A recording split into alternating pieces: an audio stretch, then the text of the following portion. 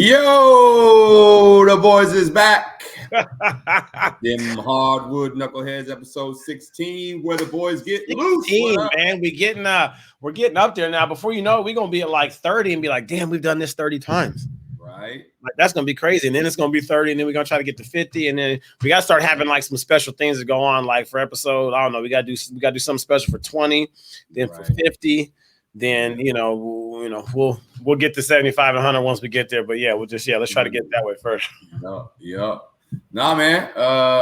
What's good with you? Everything good? Oh yeah, man, we good. We actually we're home this weekend, which was like really nice. I got a chance to we had the camp 2 weeks ago, and then Aylin had the Made Hoop circuit that was over in Sacramento, like right after camp, right? So like he got back on the 1st.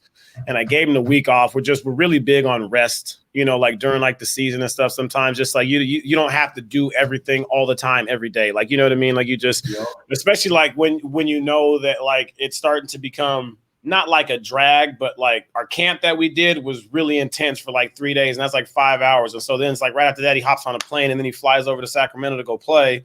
Yeah. And then he gets back on the first. So it's like, and like the way he moving when he's, like coming home and stuff, he's just still like, you know what I mean? Like, hey, you know what? Like we're gonna take a couple of days to rest, and then we'll get, and then we're gonna get back on it. So it was good. Like he took off Monday through Friday and stuff. We just gave him good 5 days of rest or whatever. Now he still did his strength training and stuff like that, but just away from the game there for a second, just let his body rest. And then we hit the gym pretty hard this weekend. I think I was in the gym all day on Saturday and Sunday, just getting in individual workouts and group workouts with kids and stuff. So that's always fun to be able to do that, just to get back into the gym. So, it was just the same. I'm just watching high school basketball games, and I mean, same old. The kids, okay, you're gonna like this. Isla and Asen both start basketball this week, so that's gonna be that's gonna be. Now Isla has done it, a couple times, and like she, and like she gets it. Asen is he gonna be out there, you know what I mean? Like he gonna be out there, just but he'll figure it out. Like he's strong. He like to just run around. He doesn't, you can't sit him down and try to have him concentrate on anything too much right now. So we're just gonna be like, look, dude, just go be active. You know what I mean? Like sooner or later, he'll start to not want to lose, and things will start to make sense to him or whatever. But right now we're just have fun. He in fun mode. He gonna be. Oh yeah. Oh man, it's just fun mode. Yeah, no, that's exactly what he's at. Yeah. So they got their first practice tonight. So, coaches, if you're out there, if you got him, you can have your hands full. Like it'll be fun. But it'll be good. Yeah. How about you guys? Though you guys had the game against CG, so give us an update. So man, it's been crazy. Friday was rough. I mean, Amari was sick last week. We had a house full of sick people on Friday. Mm-hmm. So that's why we weren't able to get together. And right. I apologize to y'all out there, but my house was straight up sicko mode, bro. Sicko mode. Amari is still sick. He played in the game on Friday. We ended up winning. We looked like a team that was on Christmas break still. Mm-hmm. So it was one of them games where you just had to get through, but we didn't really play well. And we weren't very happy about it. But again, you're able to. Luckily, we have a good enough team where we're talented enough to overcome nights like that. And Casa Grande plays hard. They don't have the talent that we do, but they played hard and they schemed and tried to muck it up a little bit. Right. And we made it ugly. And so I'm just glad we got through it. It's one of those. Right. It's one of those games where you watch you play the game. We came back Saturday and had a little practice. We watched about 3-4 minutes of film, and then I said, I don't ever want to see this film again. I don't want to. It was done. That was it, huh? Yeah, no more. That's it.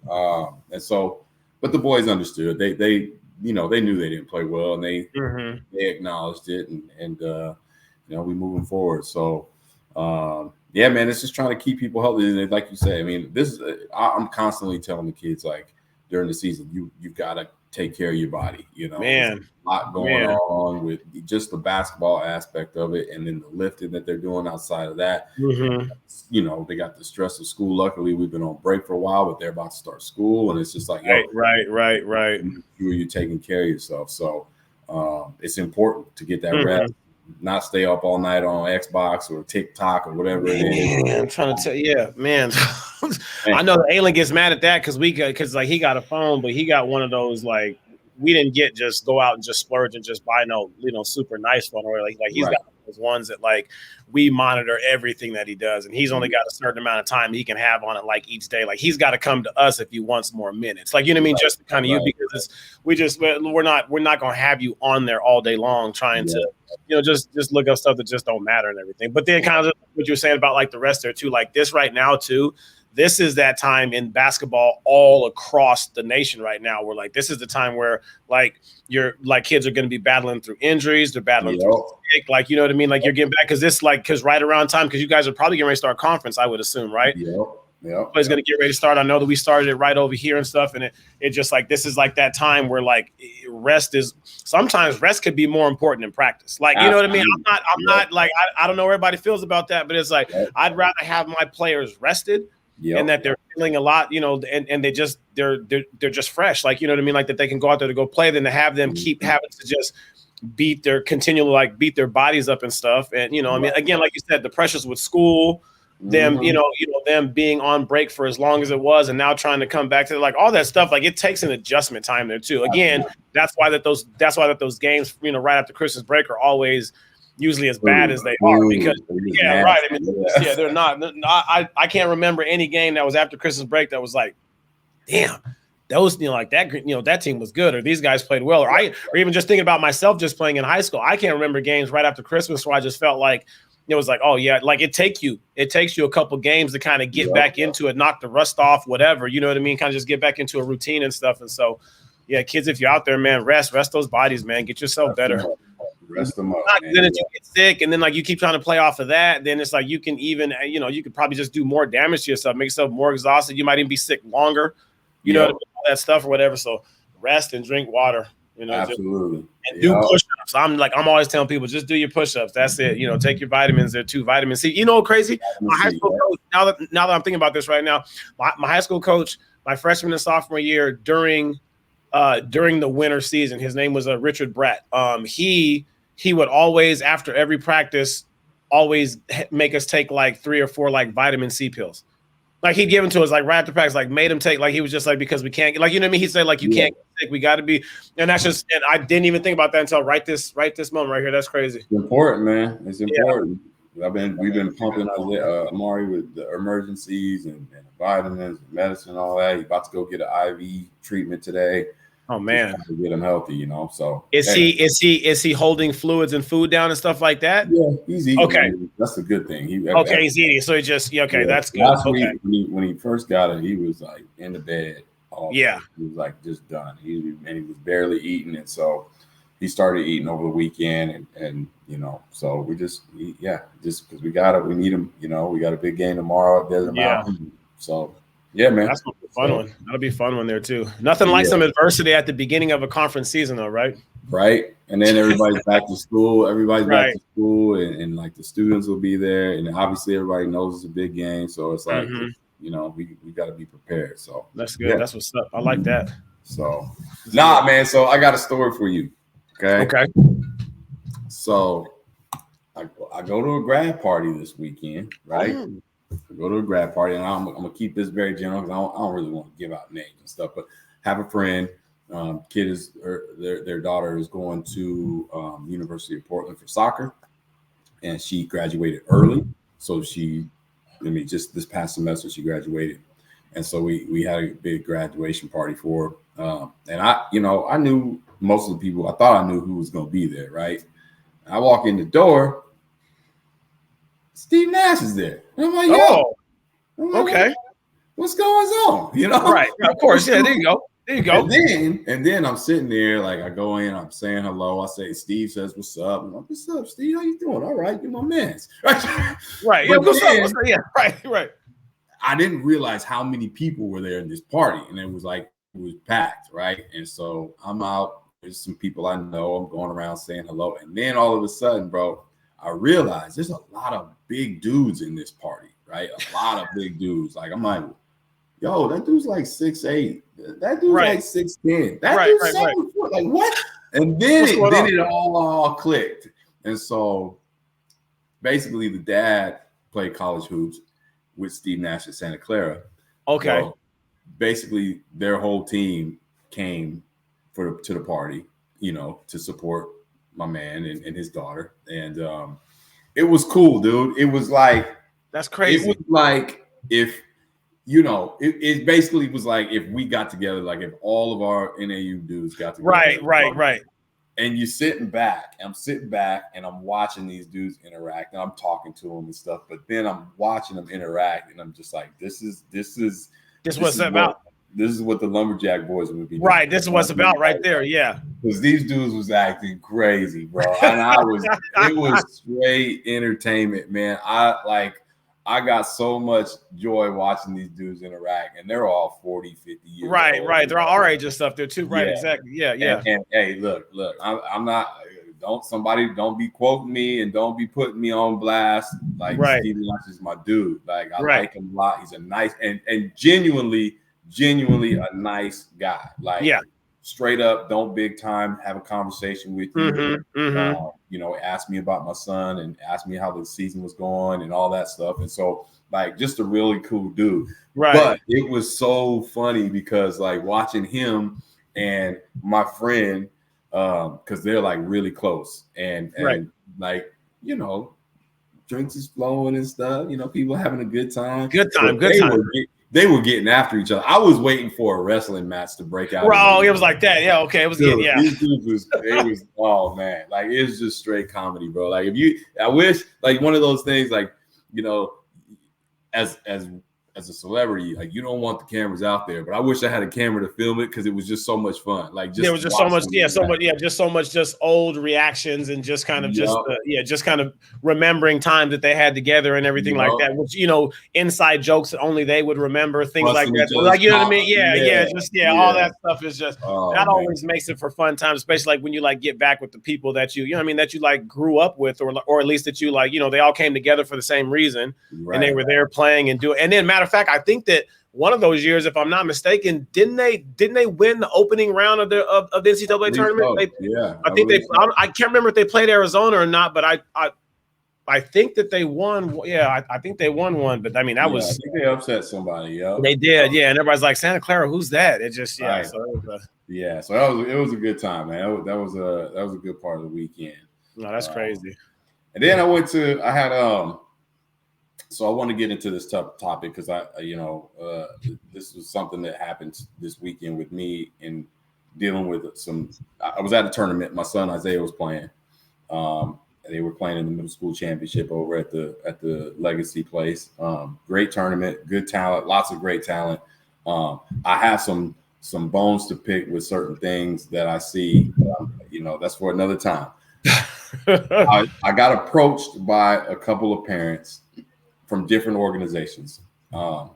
And they were expressing, they know I'm a coach, and they were just trying to get my perspective on things. And so I was like, this is a good topic. I'm going to bring it up with Garnett, and we're going to talk about this. But their kids are on good teams and maybe not getting the playing time that they think they deserve, or it's just not, they're not getting the game reps, right? That are making them happy, right?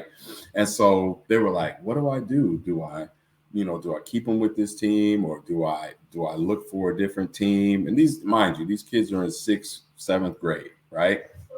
And so I'm like sitting there, and to me, I think it's an important question for parents, parents and kids to ask, right? Or to think about, at least, yeah. And so I was just looking at it, and so I was like, let's talk about this. What is the fix?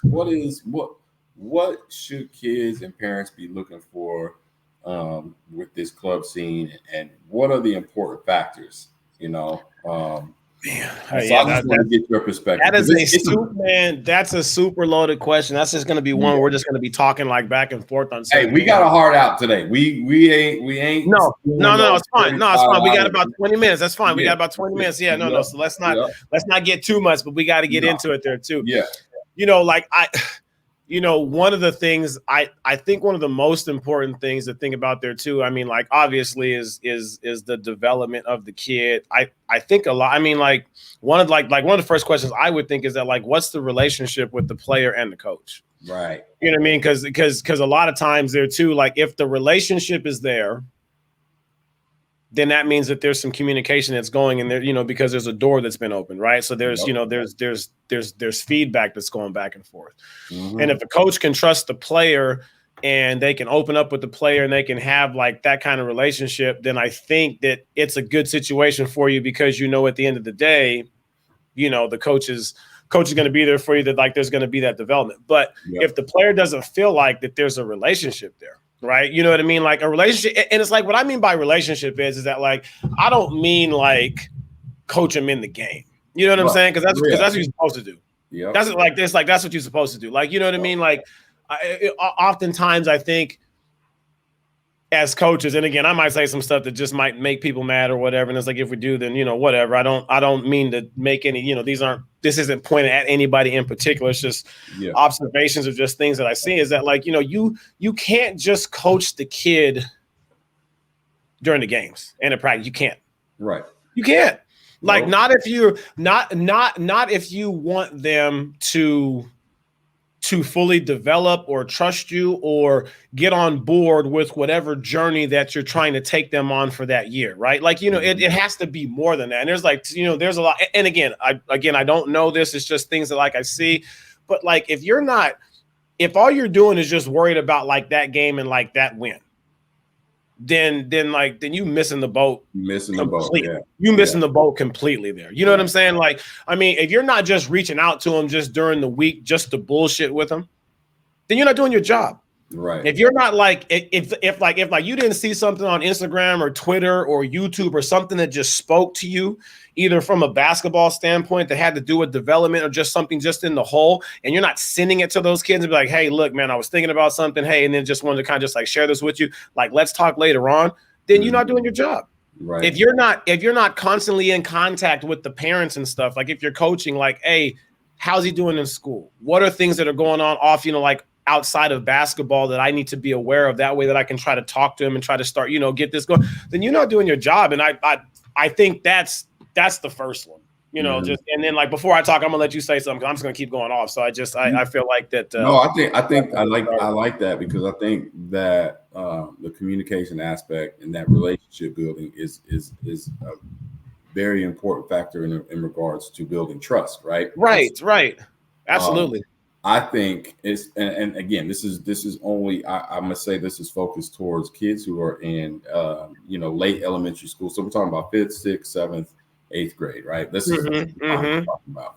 And so when I look at these situations, I always ask, my return question to the parent is, in practice, what are the practices like? Is your child getting the proper skill development? And then my second question is, what is your goal? Because the goal should be, I think the goal, sometimes parents get short-sighted and they're talking about the here and now, right? Like, I want my kid to play because we're on this really good team. I think he should be playing because I want my kid to get blah, blah, blah, right? Well, right. That the goal should be like, is your child developing skills at a rate that when they get to high school, they can make their high school team? Facts.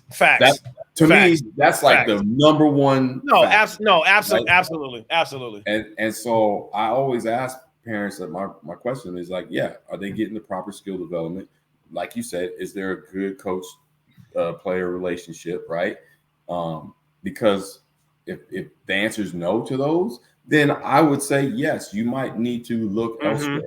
But if you have a good coach who is structured in what they do, has a plan, has a purpose to everything they do, has a good relationship, does communicate, then I go back to the first thing.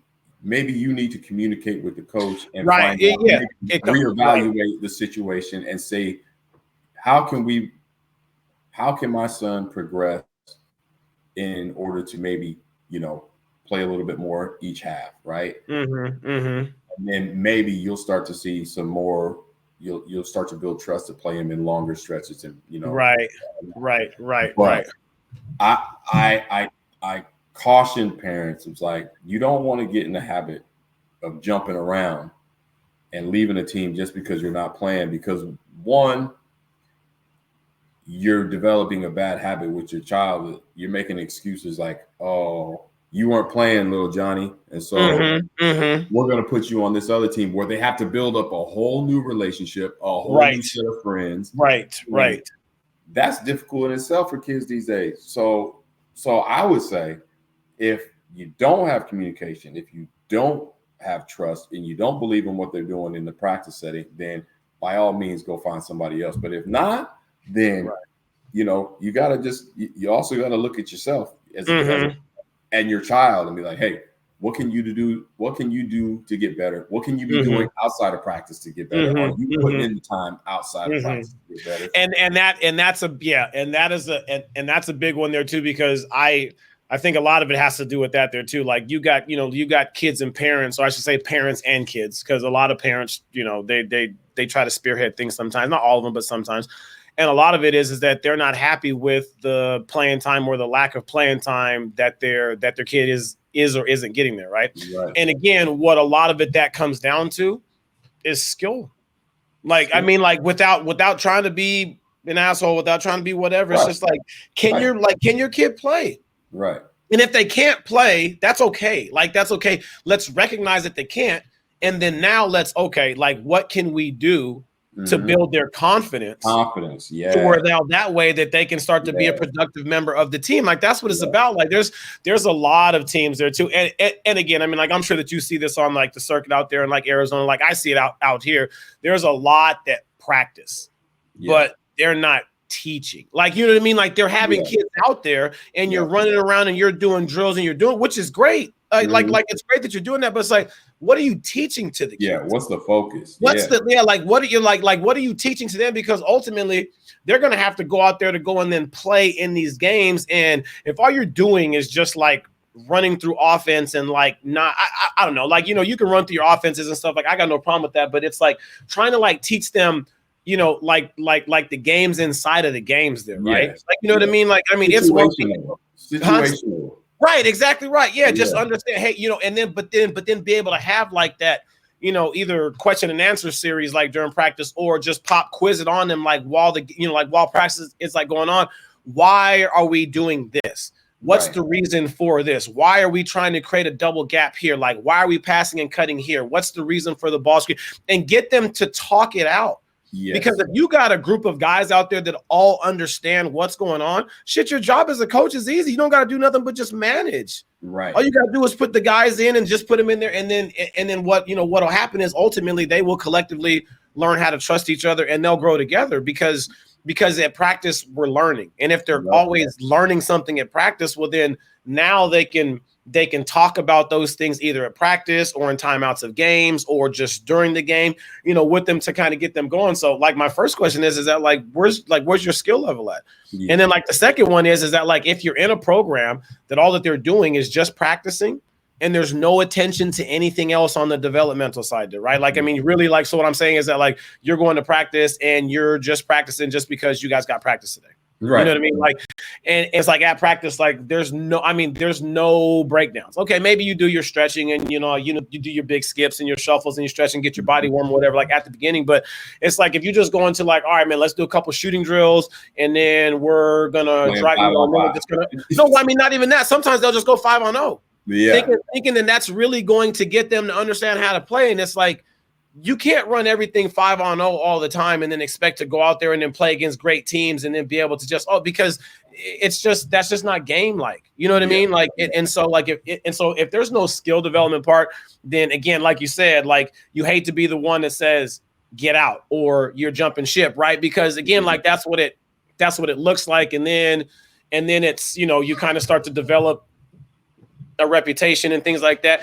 But at the same time, I will say this, but if it takes you one or two teams to figure out that those ones aren't the ones for you, right, then you know what I mean? Yeah. Then there's nothing wrong. Right. Then there's nothing wrong with that. So yeah. No, yeah, it was a topic, man, and it's funny because I'm watching these games and I saw these couple kids. I'm like, man, that kid was on another team last week, and you see it happen, and it's part of it now. Like I'm not sitting here judging no parents for because again, as a parent, you want the best for your kid. Right? Absolutely.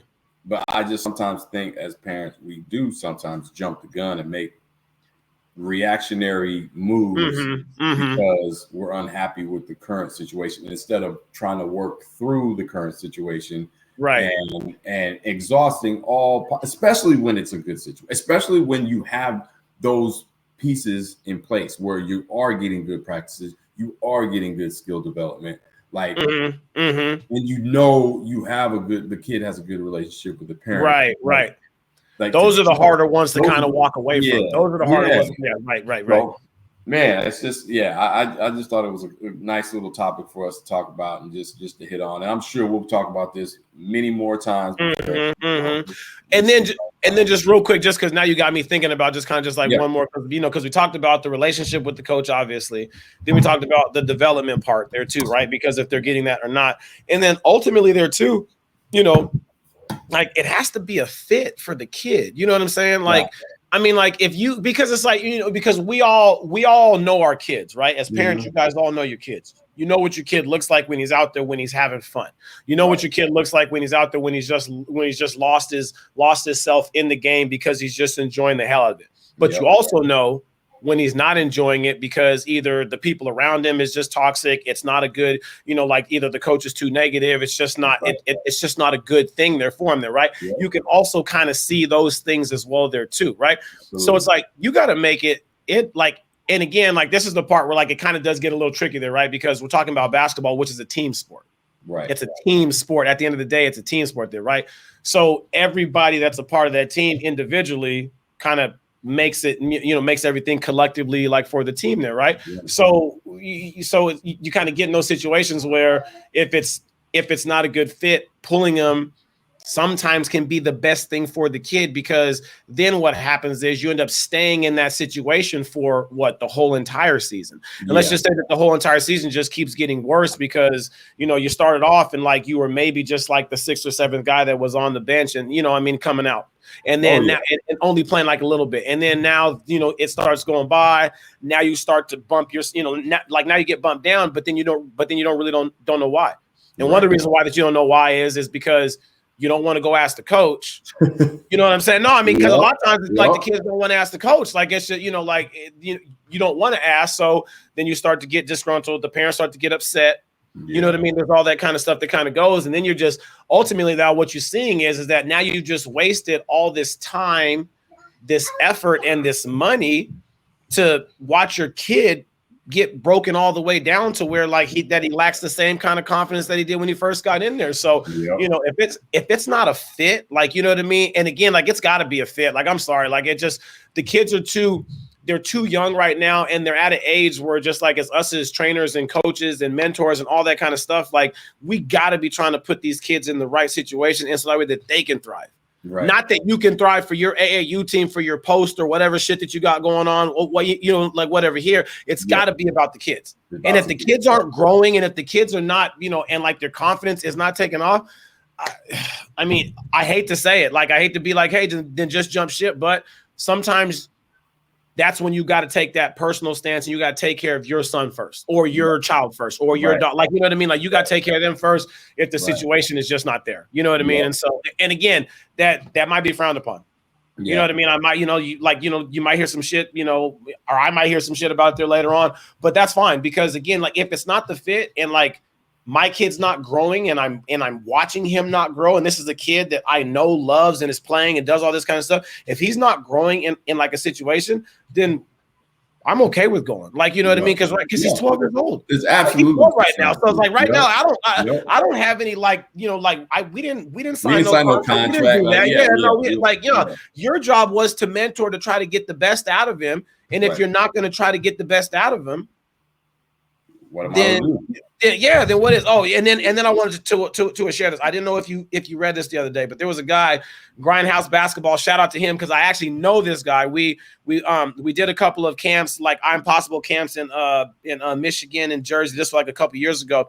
But he had a little like post that like he put out, and I thought that this was very interesting. And again, we may or may not get into this, but I think that this goes along with what we were just talking about. Right. And it says players. It says quit playing for coaches that constantly make you feel like you have to prove yourself to them and go play for a coach that believes in you. Too many mental games can make you not love the game anymore. There's a difference between a challenge and destroying confidence. True.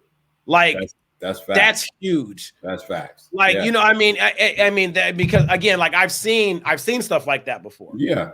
Where I mean, like, you know, just I mean, you know, you just see it just whether or not that it's your kid or whether or not that you're just watching like how other, you know, like coaches are, you know, coaching and doing things. It's like just again, at the end of the day, it's got to be for the development of the kid, and it's got to be to bring their confidence up. That's what it is. And I get the part there too. I get the part about the adversity, and you know, maybe you're not practicing as hard as like you should, and that's why that you're not getting the minutes. Well, that's fine. Have the conversation about it. Right. But then it's like after that, you have the conversation about it, then allow them to try to fix or remedy the situation. Don't keep holding on to other stuff, because it's almost like if I go to talk, right? If like you're my coach, and I haven't played for 4 or 5 games, and I'm sitting there sulking and I'm pissed and doing all this kind of stuff, my dad's going to say, go talk to the coach and then go figure out what it is. Right. After me and you have a sit down and I, you know, get out whatever frustrations, this and this, distractions that I had going on, and then now you're able to get out to me like, hey, I haven't seen you do this. You haven't been running hard. You haven't been doing, like, I feel like that after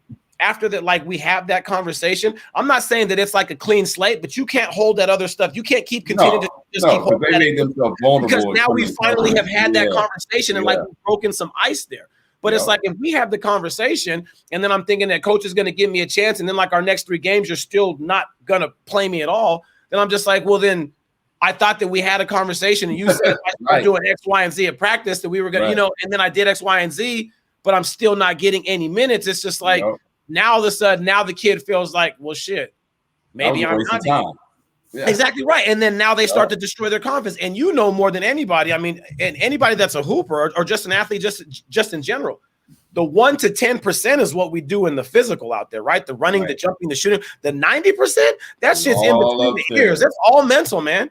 It's all mental. And like that part, when that part gets broken down, that's a hard thing to come back from. Man, that don't just come back tomorrow. Like it just doesn't. Like that takes, you know, healing and time, and you know, to kind of get yourself over that and stuff. And so, you know, that's kind of where it is. But shit, we can get into this for all day. But that's we did good with that, and I appreciate the input on it. We're gonna cut it short for now because we got time constraints. We got a few minutes left. All right. So we're gonna switch this up. We're gonna talk about something a little bit more joyful. Switch it up.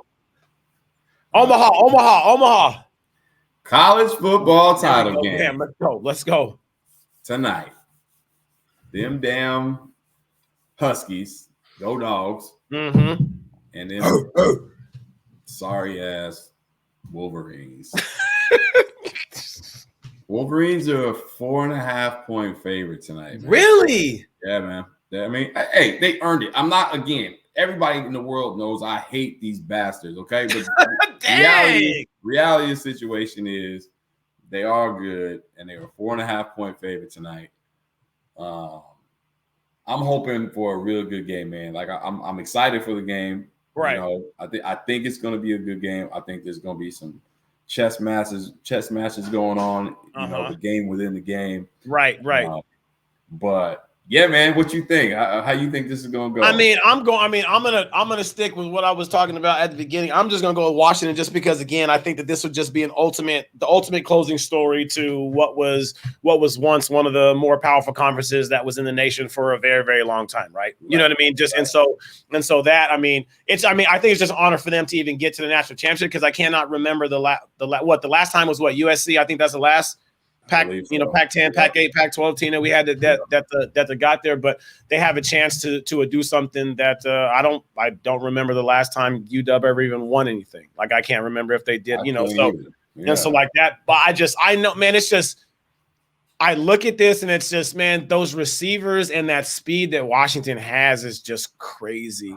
Yep. And Penix can throw. Like, I just really feel like, I mean, this is really going to be one of those ones where, again, I'm not much of a I'm not a football analyst. I'm not that, but it's really going to be one on the line. Like, if the O-line can give Penix time to go through reads and kind of see where he's going to go, then I think that the advantage is going to be, for UW. Yep. If he's got to constantly have to scramble all the time, like, you know what I mean? Because he's just getting pressure. Yep. I think he's going to be able to make some dynamic plays here and there. I don't know if that's going to be enough in the whole 4 quarters to be able to kind of, right, to be able to do something. So on the flip side, Washington's defensive line is going to have to play the game of their lives because Michigan will just run it down your throat. Yeah. They'll just play the slowdown game, right? Yeah. Exactly. Yeah, and they'll hammer you. I mean, I can't remember what game it was. It was like 2.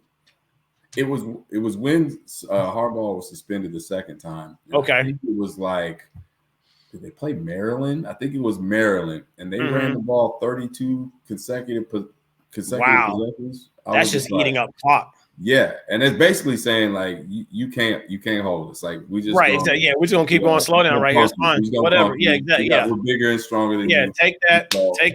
Yeah, just keep hitting in the mouth. Yeah. So I'm interested to see on that side of the ball if Washington's defensive line or if their defense as a whole can make enough plays to make McCarthy have to make some big throws, which he could do, but at the same time, like he's also had some bad games. Like he's can they put enough pressure on their offense to put him in a stressful spot? So this is gonna be good. I mean, they're playing. Where are they playing? Oh, they're playing Houston. Houston at NRG Stadium. Which one is that? Is that whose stadium? I think that's Houston, the Texans stadium. Okay. And now, so are they playing on the actual turf too?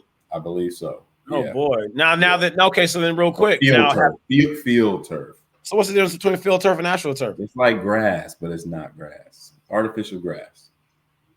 Man, here you go with that shit. So is that big words, bro?